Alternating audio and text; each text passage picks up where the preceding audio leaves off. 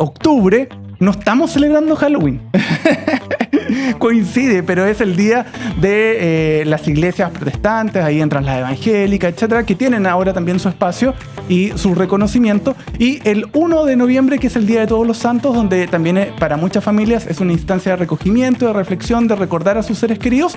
Pero bueno, después de la película Coco, también esto se transforma en una fiesta de poder celebrar el recuerdo. Así que, sea cual sea la línea que tú sigas para conmemorar o disfrutar, ¿por qué no?, estos días dándole una vuelta, bienvenido sea. Y bienvenido sea este programa que no es del terror, quizás para algunos que han pasado de largo trabajando a propósito de las elecciones, sí, pero viene un fin de semana de 4 días, así que ahí vamos a poner a remojar las neuronas un ratito en bicarbonato. No vamos a decir en alcohol porque no, nos cae el senda.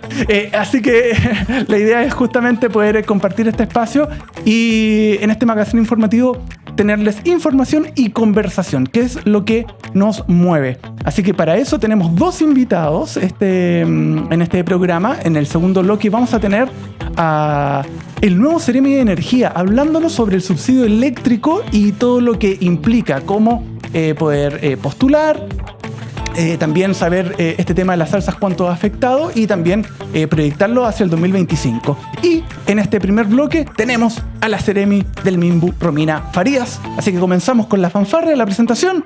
Esto es la entrevista ciudadana. Hablando se entiende la gente. Es la entrevista ciudadana en Medio a Medio. Así es, estamos en este espacio de conversación para enterarnos de todo lo que tiene que ver con el avance de la mesa Loteos y Construcción Irregular en Área Rural.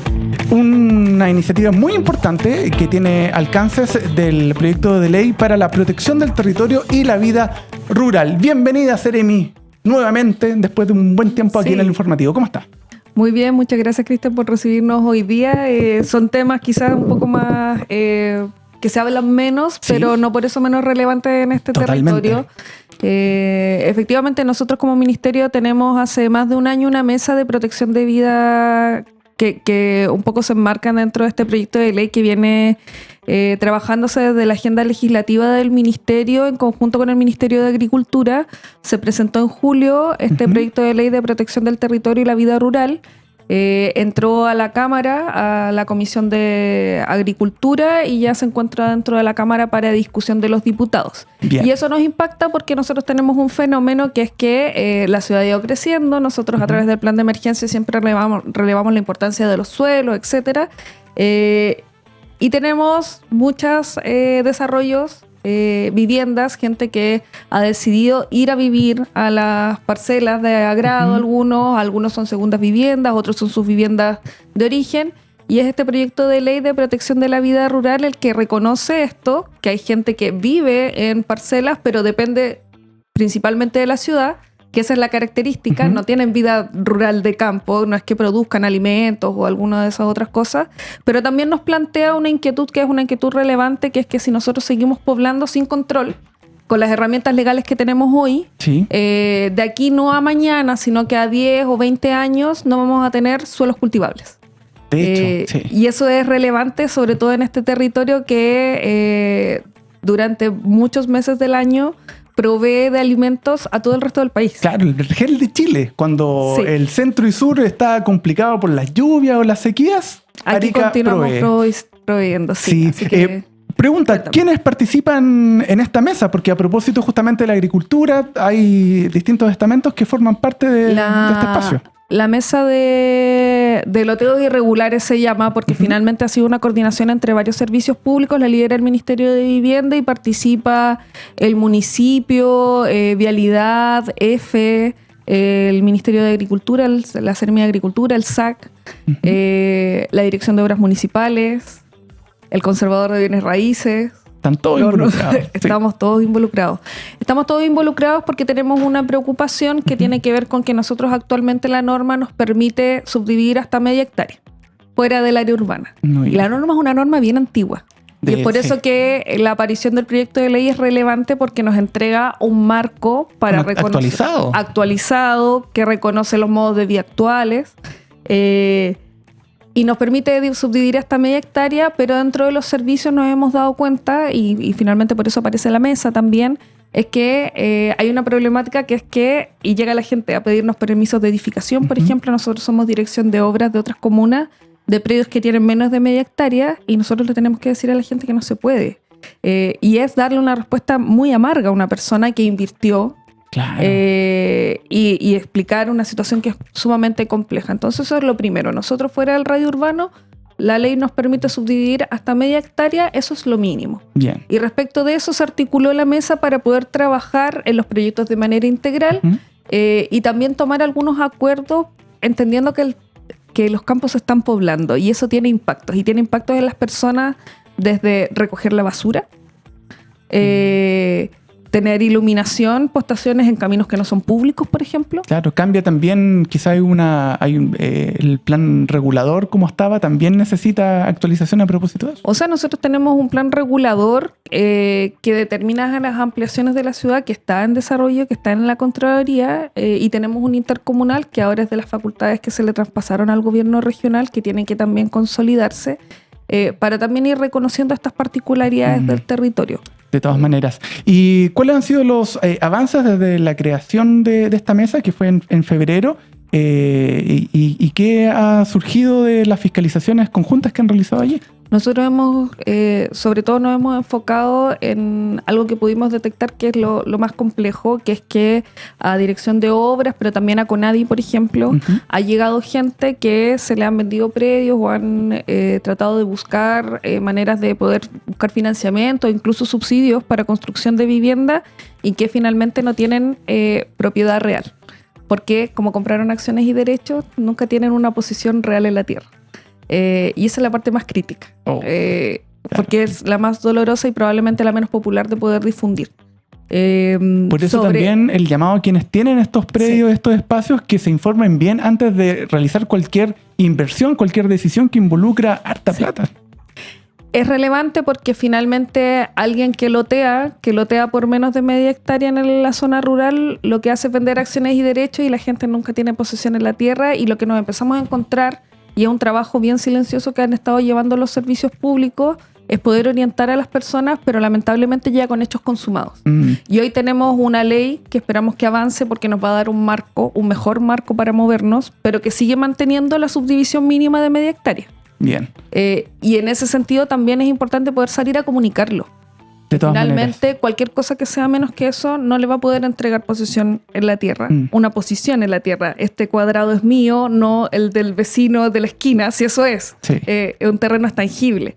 Sí, de todas maneras. Y hemos avanzado en ese sentido, se han hecho algunas denuncias, sobre todo cuando vemos que van a empezar a lotear.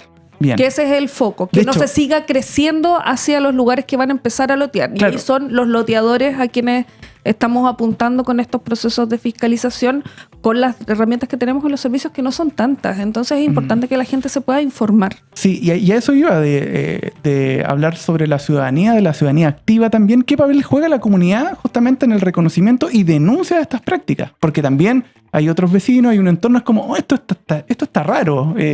También poder avisar. Existen vecinos que nos han ingresado denuncias, sobre todo los que están en las zonas rurales, y pasa algo. Por ejemplo, cuando la gente fertiliza los terrenos en Azapa, ingresan reclamos de las personas que tienen casas en Azapa porque tienen muchas moscas. Pero los terrenos en Azapa son para cultivarlos. Claro. Tienen que ponerles guano.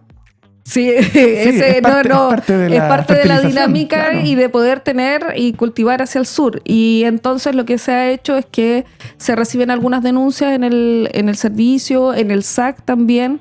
Se podrían hacer denuncias si es que existen subdivisiones. Estos loteos se les denominan loteos brujos, pero por sobre todo es importante a la ciudadanía más bien el llamado a esta prevención, que si conoce a alguien que le dijeron que tenía un terreno en una zona que es rural, que no es urbana, que le venden un lote de 200 metros cuadrados, ¿tiene escritura? Claro. ¿Va a poder heredárselo a alguien? No va a poder, y eso es lo complejo, porque finalmente tienen que ver con jugar con las añoranzas de las personas. Sí. La añoranza de poder heredarle algo a alguien. ¿Cómo se lo va a heredar si no tiene una escrituración de por medio? Entonces ahí también es ojalá el autocuidado, a la prevención, Sí. a no caer en esas como Estafa, al especulaciones final, y claro. estafas finalmente. Sí. Sí, de todas maneras. Bueno, hace algunos días atrás estuvo el Sermi de minería por aquí y nos Ya. estuvo hablando también a propósito de postulación para la pequeña minería y nos explicaba que no es lo mismo ser dueño de la tierra superficial que de Sí. la tierra subterránea. Sí. ¿Pasa lo Sí. mismo en estos espacios de loteo rural que hemos estado conversando? Lo que pasa es que lo que se conforman son sociedades. Entonces, lo que va a pasar es que si yo soy compro acciones de Huawei, que Sí. Total. compro acciones, Sí. pero yo no soy dueña de ni la puerta de Huawei, ni la ventana de Huawei, ni el escritorio del gerente general de Huawei. Soy dueña de un elemento. Cuando eso lo tratamos de llevar al territorio, ese es un buen ejemplo que me dio una vez un compañero, me pareció muy ilustrativo. Ujú. Cuando lo llevo a una parcela, ¿de qué parte soy dueño de la parcela? Eso es lo complejo. Y cuando tengo acciones y derechos de una parcelación, eso tiene externalidades como las que decía, que son las domésticas. Pero, por ejemplo, si una persona quisiera pedir un crédito hipotecario y hipotecar esa parcela, necesita el acuerdo de todos los socios. Porque Wow. son todos dueños de esa media hectárea, por ejemplo. Y eso no es un problema hoy si están todos de acuerdo. Pero cuando alguien fallezca y quiera heredar, ¿de qué parte soy dueño? ¿De mi casa o la de la esquina? No, sí, es tremendo. Por eso es que Y tienes creo todo que también hay que regularizado. cuestionárselo de esa manera, porque parte importante de cuando una persona invierte en ese sentido tiene que ver con esa añoranza, de poder dejar algo más, de dejarle algo a alguien, y no se va a poder subdividir, y esa es la verdad hoy. Lo que pueda pasar con un plan regulador futuro, etcétera, Ujú. son especulaciones. Y eso tiene un impacto, porque cuando yo vendo un terreno que no es verdad, no tengo 300 metros cuadrados a 20 millones, porque no es cierto, Sí. no le voy a poder entregar una escritura, no va a tener un título de dominio. Eso significa que la media hectárea ya no vale por más, porque cuando yo taso un terreno, hago una tasación de Sí. terreno, lo taso según la cabida. ¿Cuánto puedo construir? ¿Qué puedo construir? Un terreno que se puede construir más alto vale más. Un terreno que se puede construir más casas vale más, porque lo puedo rentabilizar mejor. Sí. Entonces, No, cuando tremendo. alguien dice que puede meter 20 casas en media hectárea, lo que estoy haciendo es especular con el suelo. Y nosotros en el Ministerio de Vivienda hoy estamos pagando en la periferia de la ciudad el doble de lo que se paga en otras regiones. De hecho, eso le quería preguntar a nivel regional y nacional. ¿Cuáles son los principales desafíos que enfrentas justamente para esta medida de protección? O sea, hay un equilibrio. Primero es que impacta directamente al valor del suelo urbano. Ujú. Y cuando la gente ya no puede vivir en la ciudad, se empieza a ir a la periferia. Y tenemos un buen ejemplo cerca, Alto Hospicio. De hecho, que Y partió yo como creo- una toma. Y que partió como una toma porque la gente ya no era capaz de pagar sus viviendas en Iquique. Y yo creo que no hay que perderlo de vista. Porque la especulación de los suelos agrícolas a esa escala tiene un impacto en el valor de los suelos urbanos. Y no hay que perderlo de vista porque eso es de largo plazo, Correlación, pero nos va a impactar a quienes hemos, en mi caso, decidido vivir en Arica y a las familias que históricamente han vivido acá y se van a ir viendo desplazadas por Sí. esto. Fue un poco lo que pasó hace una década atrás con toda esta especulación de que llegaba la minería, Sí. subieron los arriendos, Sí. no hubo minería y los subieron arriendos se y no mantuvieron. bajaron. Y no bajaron ni Claro, un peso. claro, Sí, sí. efectivamente es así. Entonces tiene un impacto que podemos tocar y palpar ahora. La Sí. especulación del suelo tiene ese impacto. Y luego está el otro impacto, que es el de largo plazo. Nosotros proyectamos que de aquí a 20 años más, si el poblamiento sigue de la misma manera y no existe una norma, que es la que estamos buscando con este proyecto de ley, nosotros no vamos a tener suelos cultivables. Y ahí hay hartos encuentros. Yo hablaba con la directora de INDAP, con Anita. Anita Flores. Anita Flores. Hablaba con ella y me decía, bueno, ¿cuáles son los cultivables? ¿Cuáles no? ¿Cuáles todavía son productivos? Yeah. Me decía, ya, mira, a mí en estas zonas no me preocupa tanto porque el agua es muy dura, que son cosas que nosotros sabemos Claro, con dentro de altos la niveles ciudad. de boro. Pero me preocupa porque ahora yo lo estoy viendo en el kilómetro 20 de Azapa, en el no sé cuánto de Utah, y está pasando. Y esos son suelos cultivables que no va a pasar ahora, sino que de aquí a 10 años más, y eso va a afectar la matriz productiva de hecho, la región. Y ahí hay temas que ya son globales, como la soberanía alimentaria, de las características que tienen nuestras zonas, que tenemos que seguir aprovechándolas y que resguardándolas. Y que nos lleva a desafíos que no son de corto plazo. Y yo lo establezco acá porque, claro, es un tema quizás un poco impopular de conversar, o quizás no es de lo inmediato, no es lo que aparece en los titulares, pero las personas vivimos, gracias a la medicina, al menos 80 años, y yo espero que también los gobiernos, quienes podemos estar en espacios de decisión, de poder, también podamos proyectar no solo los 4 años que toca estar en una administración, sino de largo aliento. ¿Y cuándo creen ustedes que puede estar esta ley promulgada o que ya puede entrar en vigencia? El proyecto está ahora en discusión en la Cámara de Diputados y debería tener, dependiendo de la prioridad que se le vaya entregando, algún avance, y ahí es donde nosotros también nos hemos estado comentando con nuestros candidatos, candidatos diputados, parlamentarios en ejercicio, para que le pongan ojo a esta ley. Lo hemos conversado también con la gente de INDAP para poder hacer algunas intervenciones con ellos, sobre todo con sus usuarios, que son los que se van a ir viendo afectados de manera progresiva, no hoy ya un poco, pero en el tiempo, porque finalmente en este territorio necesitamos que se vayan los acentos de este territorio a esa ley. Sí.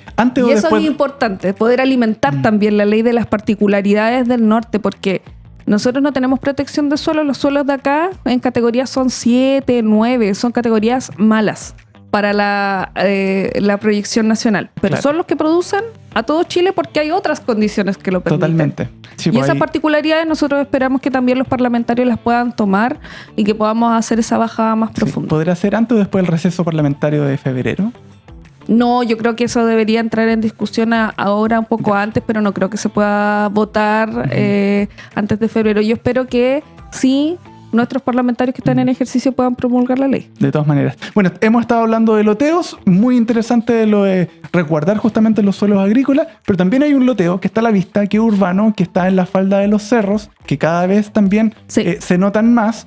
Entonces también le queríamos preguntar a propósito, porque muchos loteos que son irregulares, algunos pueden caer en flagrancia, es decir, hacer la denuncia y que en pocas horas poder caer ahí, pero hay otros que definitivamente son permanentes. ¿Cómo han podido, en qué condiciones están esos loteos que están a la vista y que muchos se preguntan, finalmente, esos terrenos van a ser edificados? ¿Qué va a pasar con eso? Yo creo que ahí hay que distinguir. Una cosa son esta situación de las parcelaciones irregulares, que hay gente que está vendiendo parcelas por menos metraje y es muy consciente de lo que está haciendo.